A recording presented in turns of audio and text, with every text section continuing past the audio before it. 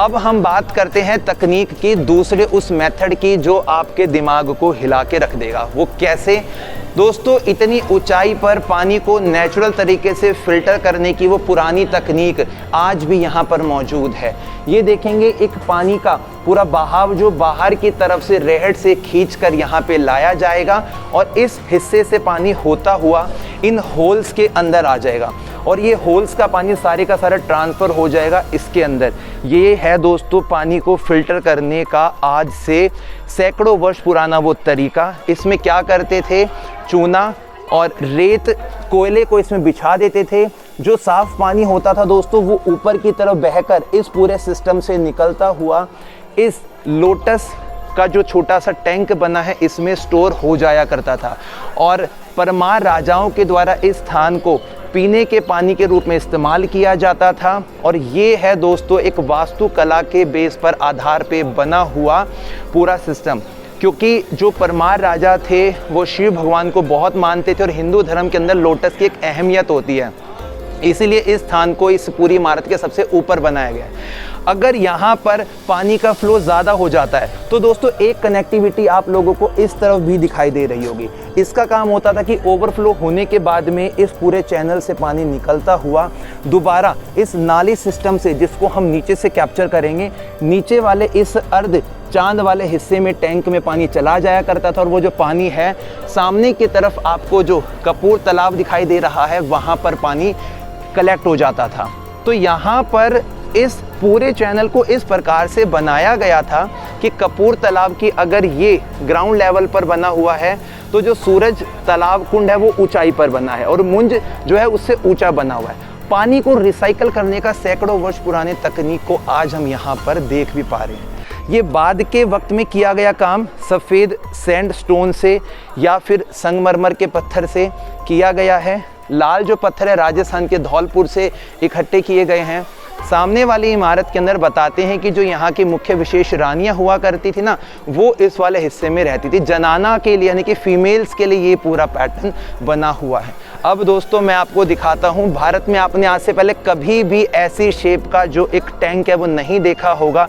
एक कछुए की शेप का बना हुआ टैंक जिसके अंदर पानी को इकट्ठा किया जाता था और बाद के शासकों ने इसका इस्तेमाल किया था एज अ स्विमिंग पूल के रूप में। पहले के जो परमार राजा थे वो भी इसका इस्तेमाल नहाने के लिए किया करते थे और इसकी जो पूरी शेप है वो कछुए आकार की बनाई गई है। अगर परमार राजाओं की बात करें तो वास्तुकला का, वास्तुशास्त्र का ध्यान रखा गया है। बाद के शासकों की बात करें तो मनोरंजन के तौर पर इस स्थान को इस्तेमाल में लाया जाता था। ये पूरा जब भर जाता था तो दोस्तों कॉर्नर पे आपको ये जो होल्स दिखाई दे रहे हैं, इन होल्स के पीछे लगा रहता था इसका फाटक पॉइंट, जिसको खींचने के बाद में जो पानी है वो दोबारा से साथ वाले इन तालाब में चला जाता था।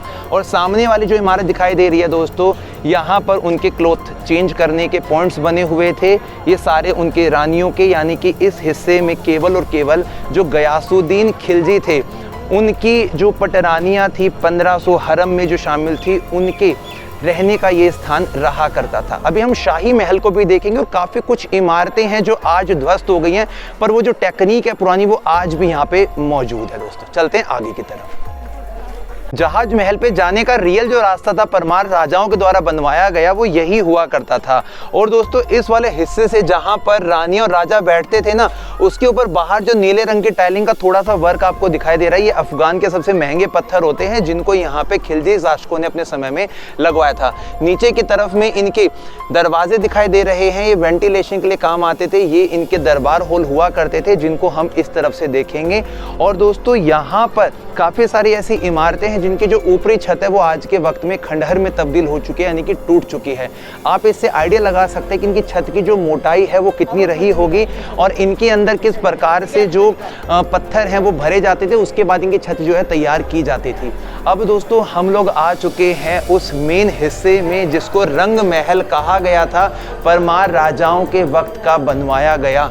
और इसी रंग महल को अलग अलग शासकों ने अपने हिसाब से इस्तेमाल किया। बताते हैं कि यहाँ पे 3 बड़े बड़े कक्ष कमरे बने हुए हैं, जिन कक्ष कमरों के अंदर जैसे राजा रहे वैसे उनका उपयोग हुआ। जब इसको दीवाने आम, दीवाने खास बनाया गया था खिलजी के वक्त में, यानी कि 1469 से लेकर 15 सेंचुरी के वक्त में तब यहाँ पे इनके लगते थे दरबार, और इसी दरबार हॉल के अंदर इनके जो मंत्री लोग थे वो बैठा करते थे। और इसकी जो ऊंचाई, मोटाई, चौड़ाई से आप आइडिया लगा सकते हैं कि ये पूरा जो महल बना होगा परमार राजाओं का वास्तविक तौर पर वो कितना अहम रहा होगा।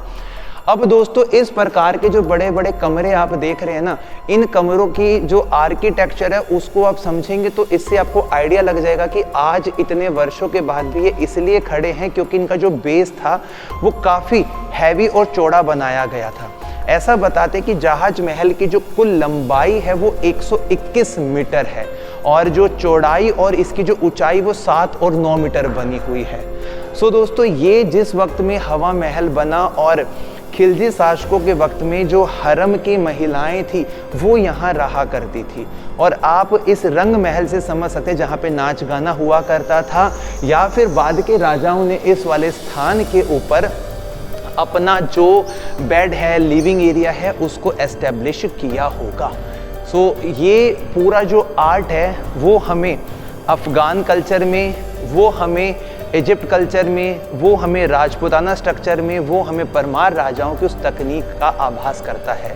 ये हुआ करता था यहाँ का मुख्य पॉइंट ऑफ सेंटर, यानी कि केंद्र वाला भाग, और इसी केंद्र वाले भाग के एक कमरे के अंदर छत के ऊपर आज भी 700 साल पुराना येलो और नीले रंग के साथ किया गया नेचुरल वर्क हम देख पा रहे हैं कमरे के अंदर, जो उस समय की पहचान को बताता है। अब दोस्तों इस हिस्से में हो गई उनका दरबार हॉल हो गया, और यहाँ से अब हम निकलते हैं बाहर की तरफ। ये है इसका मुख्य दरवाज़ा, और इस दरवाजे की कुछ खासियत हम समझते हैं इस पूरे गेट के साथ में। संगमरमर का जो यहाँ पे काम आपको दिखाई दे रहा है, ये राजा का मेन एंट्री गेट हुआ करता था, जहाँ से राजा इस पूरे जहाज महल में, हवा महल में, रंग महल में प्रवेश किया करते थे। अब दोस्तों आप लोग यहाँ पर एक पाइप सिस्टम देख पा रहे होंगे इस पूरे महल के राइट और लेफ्ट वाले हिस्से में। मैं नज़दीक जाकर आप लोगों को थोड़ा सा दिखा देता हूँ कि वो पाइप सिस्टम कौन सा है। ये वाला जो हिस्सा है दोस्तों, इसको इसके वाइट पत्थर के पीछे कवर किया गया है। यहाँ से ऊपर इसकी कनेक्टिविटी वाले जो हमने पाइप देखे थे, जब एक्सेस ऑफ वाटर हो जाता था तो उस पानी को नीचे की तरफ डाला जाता था, और पानी को फिल्टर करके जब यहाँ पे डालते थे ना तो एक फाउंटेन की शेप बनती थी। और यहाँ पर भूमि के इस वाले हिस्से में बना हुआ है एक पूरा चैनल सिस्टम, जिस चैनल सिस्टम को कंट्रोल किया जाता था इस वाले हिस्से से। यहाँ पर एक सिस्टम लगा रहता जो पानी के फ्लो को कंट्रोल करता था। इधर आइए आप, यहाँ पर आपको उस वक्त का एक होल भी दिखाई दे रहा होगा, और अंदर की तरफ में चूने का एक पाइप सिस्टम बना हुआ है। पानी को अगर ज़्यादा तेज या कम करना तो यहाँ से कंट्रोल किया जाएगा, और उस समय का ये हमें फाउंटेन दिखाई दे रहा है। ये तो आज के वक्त में लगा दिया है। अगर इसको हटाकर हम इस नीचे वाले पत्थर को देखेंगे ना तो पानी का जो प्रेशर था बिना बिजली के इस वाले हिस्से में फाउंटेन क्रिएट करता था, यानी कि जो फव्वारे हैं वो यहाँ पे चला करते थे, और पानी का जो फ्लो है वो उस ऊंचाई से डायरेक्ट नीचे आता था, और आने के बाद में यहाँ से पानी की स्पीड को कम या ज़्यादा करके इस हिस्से में एक जो मनमोहक व्यू है वो कैप्चर हुआ करता था। आज के वक्त में तो ग्रास एरिया बना दिया गया है, लेकिन पहले के वक्त में भी कुछ ऐसा ही रहा होगा।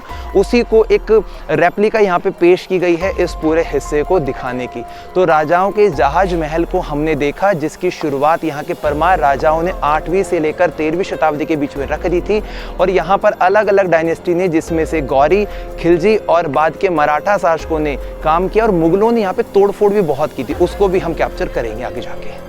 8वीं से 13वीं शताब्दी के बीच में बनवाई गई परमार राजा भोज के द्वारा यहाँ की एक पुरानी बावड़ी को हम देख पा रहे हैं, जिसे प्राचीन हिंदू बावड़ी के नाम से जाना जाता है। दोस्तों इसकी जो पूरी शेप है, और इसको ऐसा बताते कि सैकड़ों वर्ष पहले बनवाया गया था पानी को स्टोर करने के लिए, और आज भी इसके अंदर जो पानी है वो भरा हुआ है, यानी कि इस्तेमाल में आता है। पानी को खींचने का जो सिस्टम है वो आप लोगों को सामने की तरफ दिखाई दे रहा है। यहाँ पर पहले चड़स यानी कि रस्सी लगी रहती है, जिससे कि पानी को खींचा जाता था, और इस वाले चैनल में इसको वितरित कर दिया जाता था। मैं आपको उस समय की एक टेक्निक दिखाता हूँ, आप थोड़ा इस तरफ से आइए ताकि आप चीज़ों को समझ पाएंगे।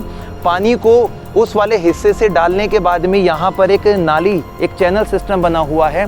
उस चैनल सिस्टम से पानी को यहाँ पे फ्लो आउट किया जाता था, और उसके बाद में जो पानी है वो एक झरने की तरह नीचे की तरफ बहता था और इस पूरे हिस्से में फैल जाया करता था। आगे की तरफ चलिए, हम उस पुराने सिस्टम को समझ लेते हैं। इधर आइए आप, और साथ साथ में यहाँ पर आप ये जो गड्ढे देख रहे हैं ना, ये वही टेक्निक इस्तेमाल की जा रही है। चूने को काफ़ी दिन तक यहाँ पे स्टोर करके रखा जाता है ताकि उसकी जो तासीर है वो ठंडी हो सके, उसके बाद में टूटी इमारत को बना सके। दोस्तों यहाँ पे गरहट सिस्टम आपको देखने को मिल रहा है जहाँ पे चूने की पिसाई की जाती थी और इसी के अंदर एक भारी पत्थर के साथ में बैल या हाथी से इसको खींचा जाता था। इसके एग्जाम्पल आप सामने की तरफ देख सकते हैं कि किस तरीके से चूने को पीसकर इस पूरी इमारत के अंदर अलग अलग चीज़ों में, गुड़हन हो गया, तिल हो गया, उसमें भूसा हो गया, मिलाकर इस इमारत के बीच के हिस्से को भरा जाता था। अब हम दोस्तों उस वक्त के इस प्राचीन बावड़ी के अंदर के उस चैनल सिस्टम को समझ रहे हैं जो आपकी तकनीक को कितना आधुनिक बनाता है। पानी को यहाँ पे खींचेंगे, पानी सारा यहाँ पे डाला जाएगा। ये चैनल सिस्टम दिख रहा है आप लोगों को। इस नाली से होता हुआ पानी पहले इस कुंड के अंदर भर जाएगा। जब ये पूरा पानी कुंड के अंदर भर जाएगा तो इस होल में से होता हुआ पानी यहाँ से आगे की तरफ सर्कुलेट होगा। सो दोस्तों ये है इस पुरानी बावड़ी की वो तकनीक जो आज का विज्ञान भी समझने में हैरान और परेशान हो जाता है। और इस बावड़ी का जो निर्माण है वो परमार राजाओं के द्वारा करवाया गया था।